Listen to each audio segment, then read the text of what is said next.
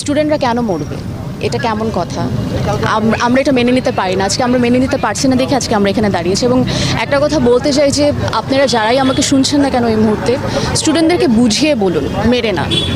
So আমরা এই অপরাধ কখনোই মানতে পারবো না দেখে আজকে আমরা সবাই এখানে একত্রিত হয়েছি এবং আমরা চাই এটা খুব দ্রুত সমাধান হোক। আর একটা স্টুডেন্টের প্রাণও যেন না যায়, আমরা এই জন্যই দাঁড়িয়েছি।